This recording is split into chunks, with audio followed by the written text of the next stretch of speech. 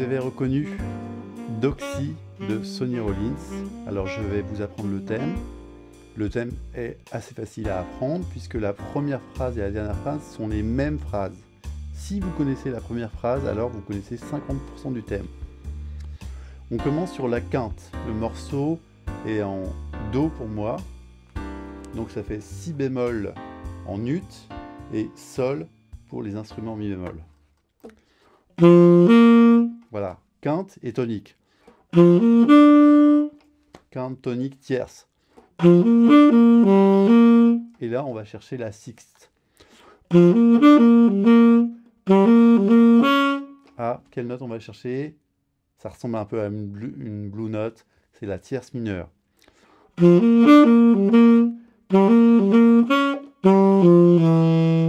Et là, on part de la sixte et on va sur ce qu'on va appeler la dièse 11. Ok?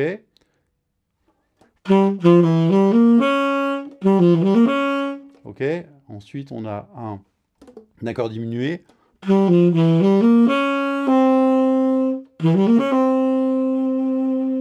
Ok?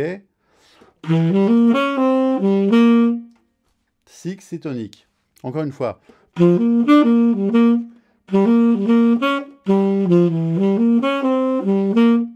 Ok, on ne parle pas d'accord pour l'instant. Je vois juste les notes par rapport à la tonalité. Deuxième phrase, en fait, c'est quasiment la même chose que la première. Il n'y a que la dernière note qui change.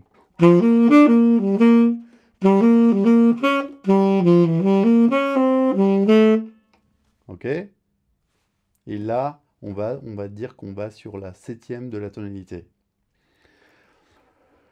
On continue. 1, 2, 3.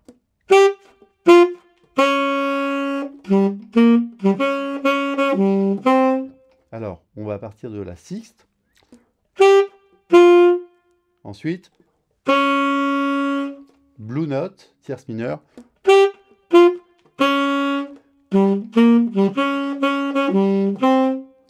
On joue toujours plus ou moins avec les mêmes notes. Alors la dernière note, on aurait envie d'aller sur la tonique, mais c'est pas la tonique. C'est pas une phrase qui est résout. Donc c'est pas la tonique qu'on joue à la fin.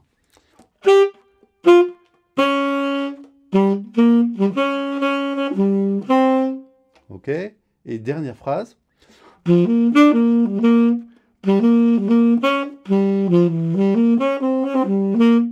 Voilà, c'est la même que la première.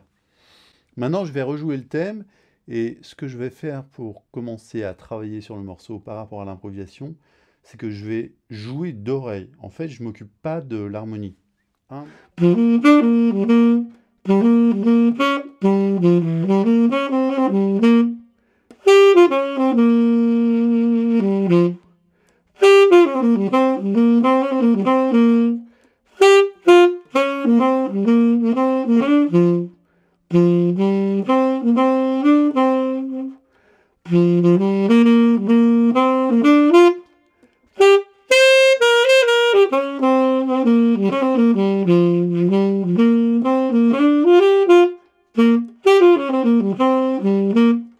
Alors, qu'est-ce que j'ai utilisé pour jouer sur cette première grille? Eh bien, la pentatonique blues, en fait, pour la plupart du temps. Ok? Ou la pentatonique majeure. Et encore une fois, la pentatonique, c'est vraiment un allié, mais qui est ultra important. Si vous l'utilisez, vous êtes sûr que ça va sonner et que ça va marcher. Donc il ne faut pas hésiter à travailler avec. Et en plus, ça vous permet de vous caler par rapport à la structure. Parce que quand je joue comme ça, sans jouer tous les accords, je joue par rapport à la structure du morceau. Et c'est vraiment important de le faire. Et d'ailleurs, c'est ce qu'on fait aussi sur scène. On ne joue pas tout le temps tous les accords. On joue aussi dans la tonalité principale, comme je viens de le faire. Maintenant, une fois que j'ai fait ce petit travail, je peux me dire, bah tiens, je vais travailler sur la grille. Donc si je veux travailler sur la grille, je vais jouer les toniques des basses de chaque accord.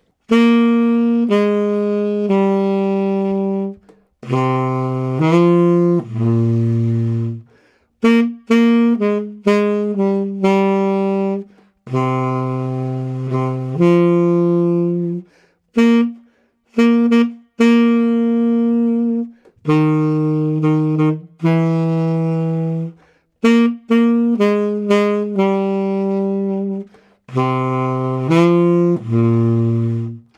quand je joue les basses, je le fais d'une façon dynamique. Et j'appelle ça dans la plupart de mes cours des basses dynamiques. Créer une basse comme si j'accompagnais un pote qui viendrait jouer avec moi.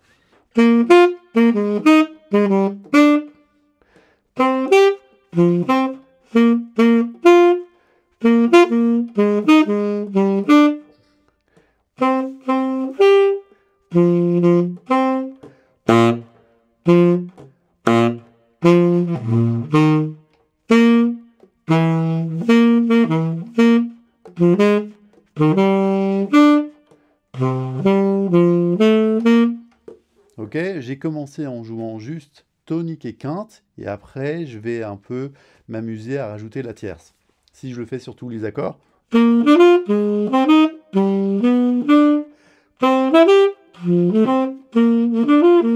Alors, donc là, c'est un mélange de basse dynamique et ce que j'appelle aussi le mode back. Le mode back, c'est de jouer uniquement les notes des accords. Et ce que je fais souvent aussi, c'est que je joue pas de septième, que tonique, tierce et quinte.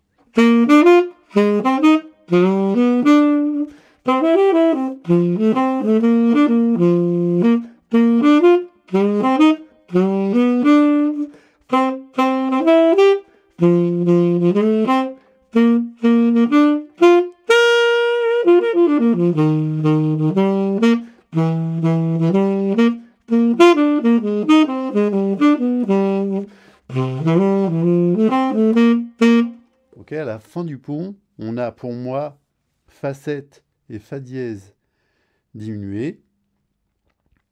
Évidemment, tout est écrit sur le PDF, hein. Vous pouvez suivre le cours en même temps que vous lisez le PDF.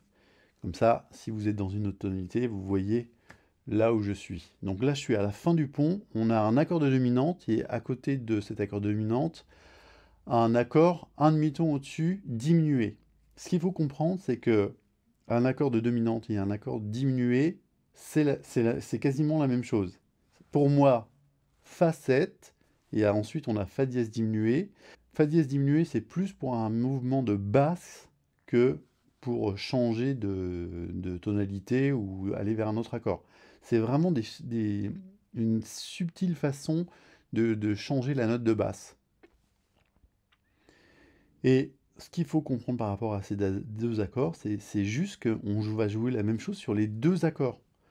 Fa7, bon, Fa7, ok, Fa dièse diminué, c'est comme Fa7 bémol 9. Voilà, il y a juste la bémol 9 qui change, mais comme note de basse. Donc si je veux jouer Fa7 sur les deux mesures, c'est possible.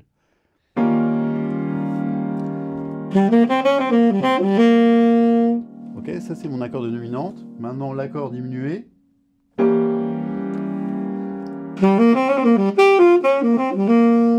Voilà, je joue exactement la même chose sur les deux. Si je suis un peu plus avancé, évidemment que je vais faire des lignes avec la note en plus.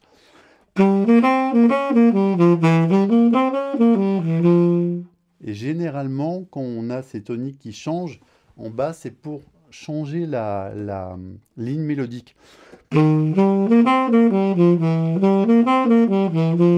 Ok, comme ça nous permet de suivre une ligne mélodique. Jouer entre la basse dynamique et ce que j'appelle le mode back.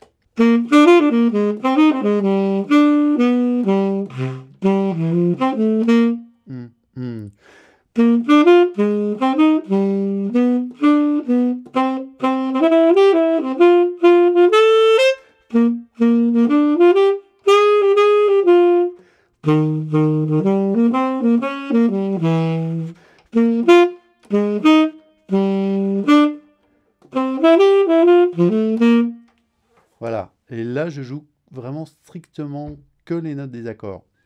Quand on fait uniquement les notes des accords, on commence à entendre des mélodies qu'on pourrait jouer. Par exemple,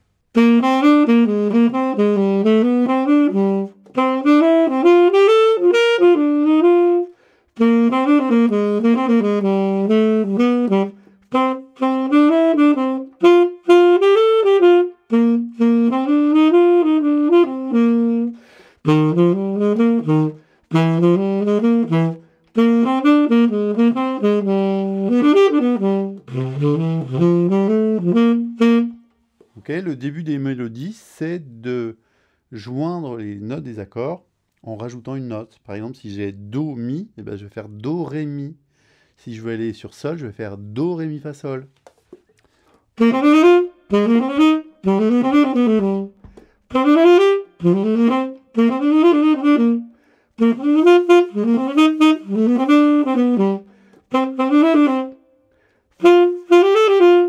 Quand je travaille un concept, j'essaye de le rendre musical et de m'amuser avec.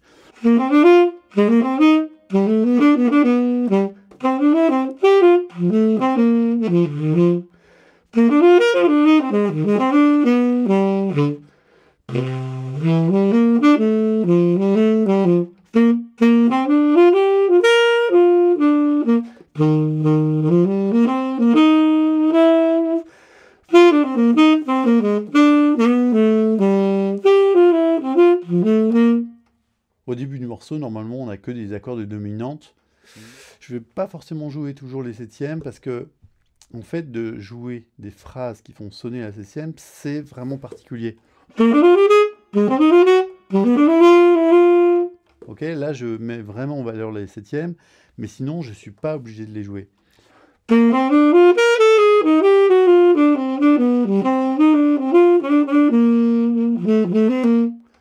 Ce qu'il ne faut pas oublier, c'est qu'on joue dans une tonalité. Au début, par exemple, j'ai pour moi Do, Si bémol, La. Je suis pas du tout obligé de jouer le deuxième accord.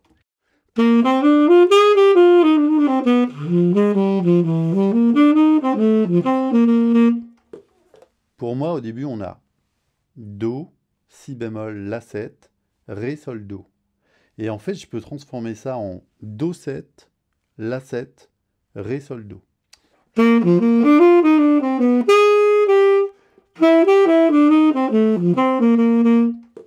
On a envie sur ce troisième accord, le La7 qui est un sixième degré, de jouer une bémol 9.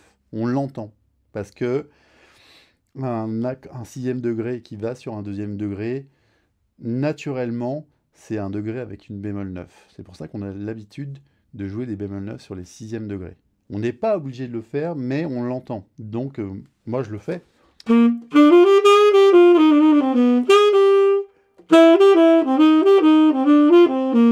Ok, et comme je l'ai dit en début de vidéo, quand on a notre 2-5, on n'est pas obligé de jouer l'accord de dominante. L'accord de dominante, au lieu du Do mineur, on a un 2-7, mais ça c'est pour le thème. Après, pour les solos, on peut très bien jouer un 2-5 normal. Juste avant le pont, on a une mesure de 2 dominants et ensuite 5 dominants. Sur le 2 dominant, donc pour moi, ça serait Ré 7, j'ai encore envie de jouer une bémol 9. Sur les accords de dominante, souvent on a envie de jouer une bémol 9 parce que c'est une note naturelle qu'on entend en fait.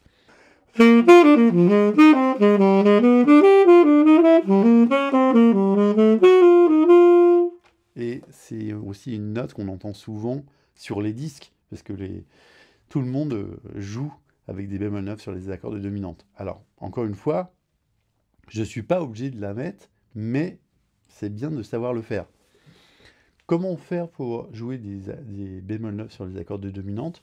Eh bien, c'est de jouer l'accord diminué qui va avec l'accord de dominante. Alors, c'est très simple en fait. Un accord diminué qui va sur un accord de dominante, c'est de jouer l'accord de dominante, donc note 2, et de rajouter la bémol 9.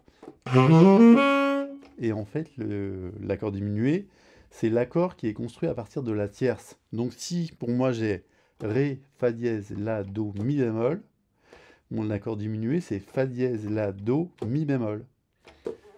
Un truc qui peut être intéressant pour vous à travailler, c'est de travailler ce genre de choses sur les accords.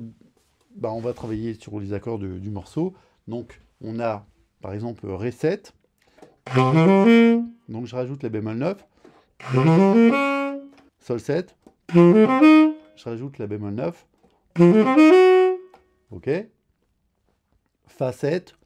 Je rajoute la bémol 9. Ok. Et là, on voit finalement quand je fais ce dernier accord que c'est le dernier accord du pont finalement, quand je rajoute cette note. Alors maintenant, si je travaille les gammes de Barry Harris,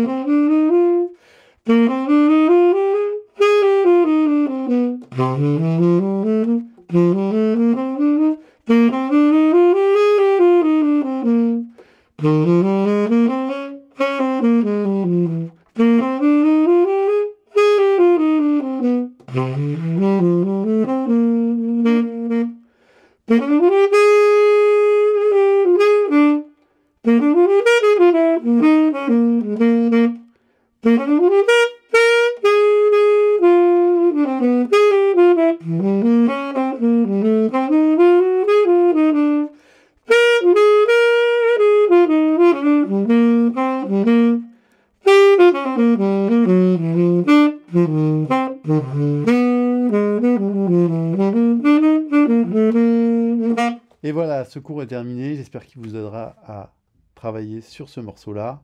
Et je vous dis à bientôt.